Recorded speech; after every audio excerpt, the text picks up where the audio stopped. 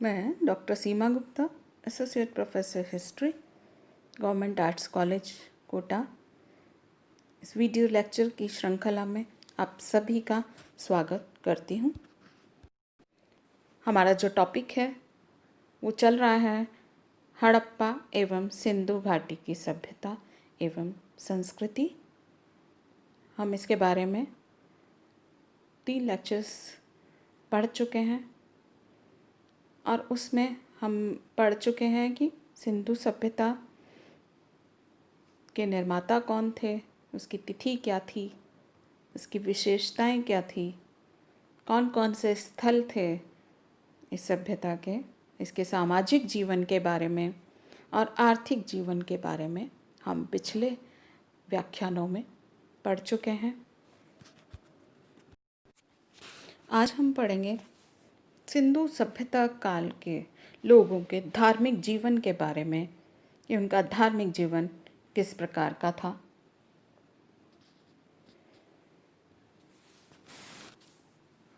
सिंधु सभ्यता का प्राचीन धर्म के क्षेत्र में महत्वपूर्ण योगदान है।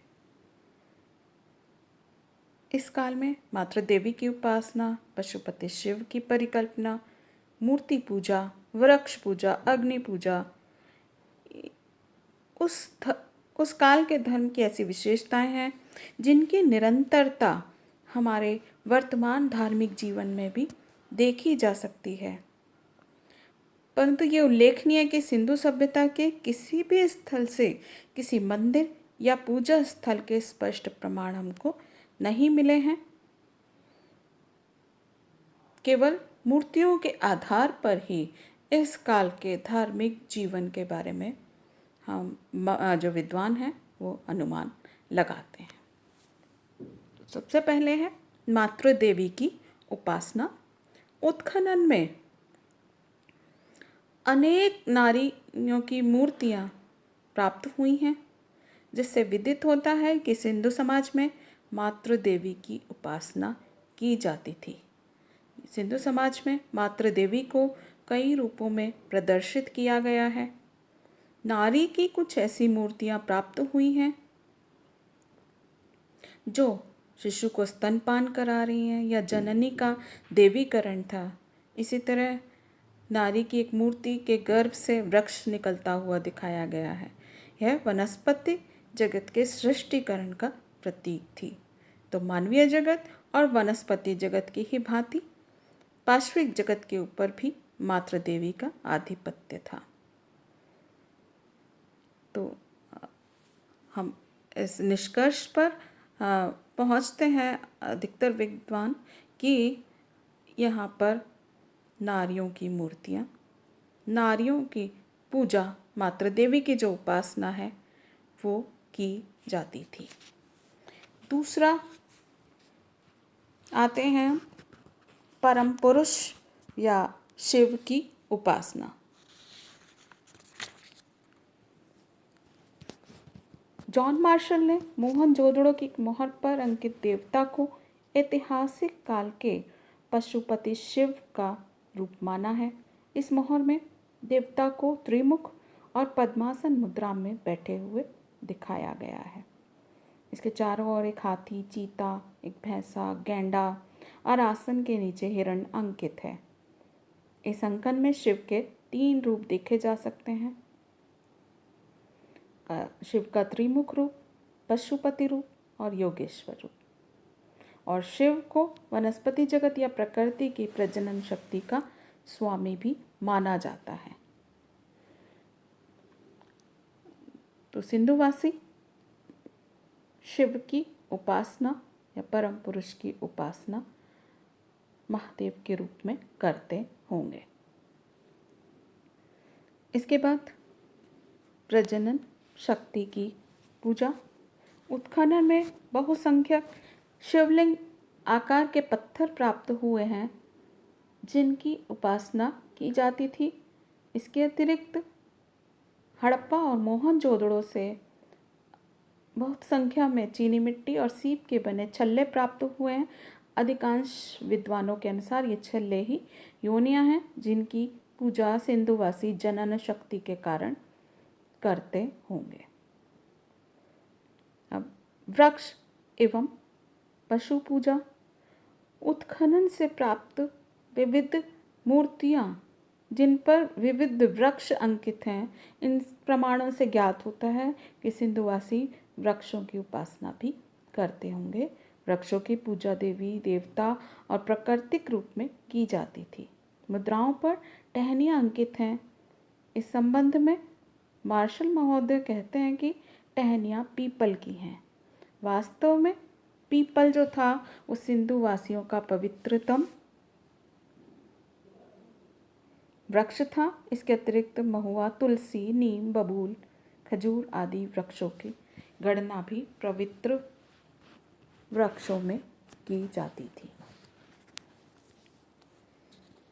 पशुओं में हम देखें, मोहनजोदड़ो और हड़प्पा की खुदाई में अनेक छोटी बड़ी हाथी, बकरा, बैल, भैंस, मेढ़ा आदि पशुओं की मूर्तियां प्राप्त हुई हैं।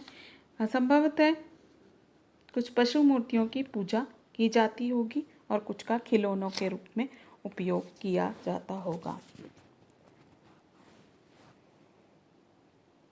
सिंधु घाटी से प्राप्त अनेक मुद्राओं में एक सींग वाले बैल का चित्र अंकित है। संभवतः एक सींग वाला बैल अत्यंत पवित्र माना जाता था। मोहनजोदड़ो से एक ताम्रपत्र भी प्राप्त हुआ है। इस पर काटकर कुबड़ वाला बैल बना हुआ है, तो बैल को शक्ति के प्रतीक के रूप में पूजा जाता होगा। बैल के समान ही अनेक मुद्राओं पर भैंसे के चित्र भी मिले हैं। इस समय नाग पूजा का भी आभास होता है। एक ताबीज पर एक अंकन किया गया है जिस पे नाग बना हुआ है और उसके दोनों ओर एक एक उपासक भी अंकित हैं। लोथल से प्राप्त 3 मृदभांड के टुकड़ों पर भी सर्प के चित्र प्राप्त होते हैं।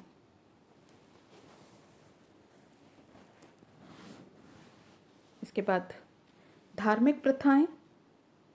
सिंधु सभ्यता के अवशेषों से जल की पवित्रता और धार्मिक स्नान की परंपरा के भी संकेत हमको मिलते हैं। मोहनजोदड़ो के स्नानागार के धार्मिक महत्व की संभावना व्यक्त की गई है।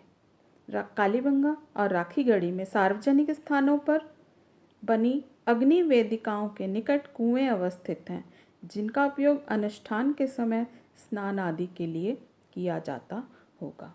मोहरों पर स्वस्तिक, चक्र और क्रॉस का अंकन काफ़ी संख्या में हमको मिलता है। ये संभवतः मंगल चिन्ह थे। कुछ विद्वानों के अनुसार स्वस्तिक का संबंध सूर्य पूजा से हो सकता है। कुछ मिट्टी और तांबे से बनी कुछ गुटिकाओं का ताबीज़ों के रूप में भी इस्तेमाल यहाँ पर किया जाता होगा। तो इन सब के आधार पर अनुमान लगाते हैं इतिहासकार कि सिंधुवासी अंधविश्वासी भी थे और इस काल में योग और साधना की परंपरा का अस्तित्व का संकेत भी मिलता है, क्योंकि इसके 2 साक्ष्य हमको मिले हैं। पशुपति मोहर, जिसमें पद्मासन मुद्रा में योगेश्वर शिव का अंकन है, और मोहनजोदड़ो से प्राप्त योगी की मूर्ति जिसकी दृष्टि नासाग्र पर टिकी है। तो इस काल का जो धार्मिक जीवन है, वो परंपराएं, वो आज भी हमारे यहाँ जीवित हैं। मैं आपको सिंधु सभ्यता की लिपि के बारे में भी बता देती हूँ कि सिंधु वासियों को लिपि का ज्ञान था, लेकिन हम अभी तक नहीं पढ़ सके हैं और अभी तक पढ़े न जाने के कारण यह विद्वानों के लिए एक रहस्य का विषय बनी हुई है। सिंधु लिपि के कुछ अंश सर्वप्रथम 1853 में और पूरी लिपि 1923 में प्रकाश में आई। यह चित्रलिपि है जिसमें लगभग 500 संकेतों का प्रयोग होता था, किंतु एक ही संकेत के विविध रूपों को छोड़ दिया जाए तो सिंधु लिपि के संकेतों की संख्या 250 तक लाई जा सकती है। अनेक बातों में हम देखें तो यह लिपि सुमेर, मिस्र, क्रीट और चीन की लिपियों से साम्य रखती है। इस लिपि को भावचित्रात्मक लिपि भी कहा गया है। इस लिपि की लिखावट क्रमशः दाईं ओर से बाईं ओर तथा बाईं ओर से दाईं ओर लिखी जाती थी। अब हम पढ़ेंगे हड़प्पा सभ्यता के पतन के बारे में। इतनी उन्नत सभ्यता जो हमारे यहाँ विद्यमान थी, उसका पतन हुआ। उसके पतन के बहुत सारे कारण हमको दिखाई देते हैं। हड़प्पा सभ्यता के उद्भव की भांति ही उसके विघटन का प्रश्न भी एक जटिल समस्या है। इसके परवर्ती चरण में 2000 से 1700 ईस्वी पूर्व के बीच किसी समय हड़प्पा कालीन सभ्यता का स्वतंत्र अस्तित्व धीरे धीरे विलुप्त हो गया। इस सभ्यता के पतनोन्मुख और अंततः विलुप्त हो जाने के कई कारण हैं, जिसमें से सबसे पहला कारण जो मानते हैं वो है जलवायु परिवर्तन या पर्यावरण और अन्य प्राकृतिक तत्वों की प्रतिकूलता। पर्यावरण एवं अन्य प्राकृतिक तत्वों की प्रतिकूलता सिंधु सभ्यता की प्रतिकूलता इस सभ्यता के पतन का प्रमुख कारण बनी, इसके विनाश का कारण बनी। सिंधु सभ्यता के निवासी अपने पर्यावरण को अत्यधिक उपयोग से सूखा बना रहे थे। तांबे और कांसे के उत्पादन के लिए, ईंट पकाने के लिए, अन्य कार्यों के लिए लाखों मन लकड़ी जलाई गई होगी, जिससे जंगल समाप्त हुए और भूमि में नमी की कमी हुई। चरागाहों का अत्यधिक उपयोग भी हानिकारक सिद्ध हुआ होगा। कुछ स्थलों पर आर्द्रता का ह्रास और भूमि की शुष्कता का विस्तार सभ्यता के अंत के लिए महत्वपूर्ण रहा होगा।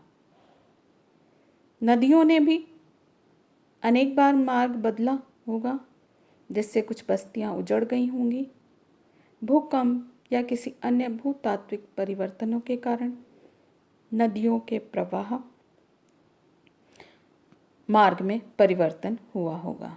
माधव स्वरूपवश हड़प्पा नगर के विनाश के लिए रावी नदी के मार्ग परिवर्तन को उत्तरदायी मानते हैं। 1968 में कालीबंगा के क्षेत्र का सर्वेक्षण किया गया और ये अनुमान लगाया विद्वानों ने कि घग्गर और उसकी सहायक नदियों का रुख परिवर्तन उस क्षेत्र में संस्कृति के अंत का मुख्य कारण लगता है। तो ये जलवायु परिवर्तन के कारण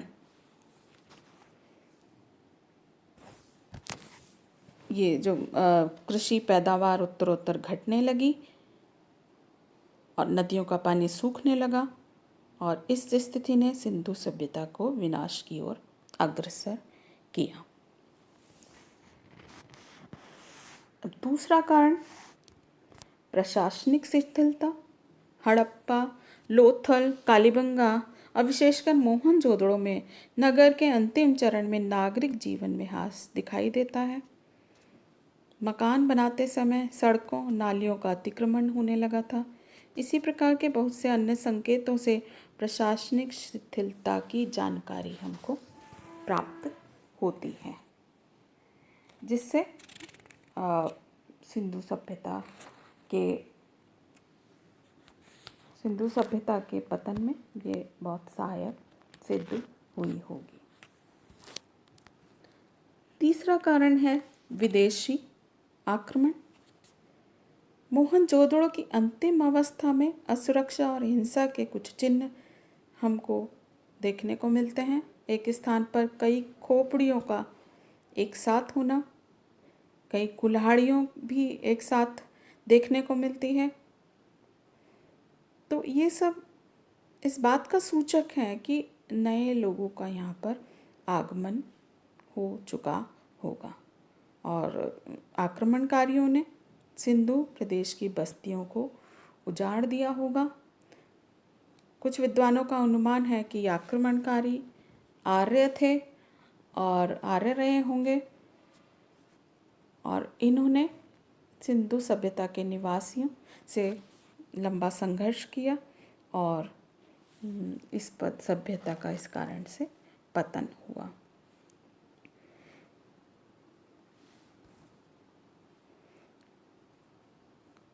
कुछ विद्वान कहते हैं कि बाढ़ के द्वारा इस सभ्यता का, बाढ़ या अन्य प्राकृतिक आपदाओं के कारण इस सभ्यता का पतन हुआ। जॉन मार्शल, मैके, एस.आर. राव, ये सब कहते हैं कि सैंधव नगर नदियों के किनारे बसे हुए थे और नदियों में प्रतिवर्ष बाढ़ आ जाती थी, जिससे निश्चय ही यहाँ के लोग त्रस्त रहे होंगे। यही कारण है कि वे कहीं अन्यत्र पलायन कर गए। तो इस सारे विवेचन के आधार पर ये कहा जा सकता है कि सिंधु सभ्यता के विनाश में किसी एक कारण का योगदान ना होकर कई कारणों का योगदान रहा और ये सभी कारण सुदीर्घकालीन योगदान की प्रक्रिया के परिणाम स्वरूप सिंधु सभ्यता का विनाश हो गया। हड़प्पा सभ्यता का पतन तो हुआ, लेकिन इसका पूर्णतः अंत नहीं हुआ और उसके अनेक तत्व अस्तित्व में बने रहे और आज भी विद्यमान हैं। सिंधु सभ्यता की उत्तरजीवितता और निरंतरता को जानने के लिए हम कुछ बातों पर गौर करेंगे कि धार्मिक क्षेत्र में हम देखें तो आज भी हम उन सभी वस्तुओं को पवित्र मानते हैं, जिनकी पूजा करते हैं, जिनकी हड़प्पा सभ्यता के निवासी करते थे, जैसे पशुपति, शिवलिंग, मातृदेवी, पीपल, सांप, अस्वस्तिक की पूजा अर्चना के वही तरीके हैं जो हड़प्पा सभ्यता में थे। उनके बाटों की याद दिलाते हैं सिंधु लिपि, आर्य सभ्यता के आहत सिक्के। इन सिक्कों के अतिरिक्त प्राचीन भारत के अन्य सिक्कों में भी हड़प्पा सभ्यता के मोहरों के चिन्ह विद्यमान थे। उनकी आकृति, आकार, उन पर अंकित चिन्ह, इन सभी से ऐसा लगता है कि हड़प्पा सभ्यता से ये सब लिए गए होंगे। इस काल की अंकगणित और दशमलव प्रणाली का जन्म हुआ और वैदिक गणित और विज्ञान के विकास को दिशा मिली। मृदभांड, ईंट, मनके, कपड़े, जेवर बनाने की शिक्षा भी कहाँ से ली? हड़प्पा वासियों से मिली होंगी। खेतीबाड़ी जो हड़प्पा सभ्यता में शुरू हुई थी, वह सदैव जीविका का मुख्य स्रोत बनी रही। तो इसके अतिरिक्त अनेक लक्षण हैं जो ये सिद्ध करते हैं कि हड़प्पा सभ्यता की उत्तरजीवितता और निरंतरता हमेशा बनी रही।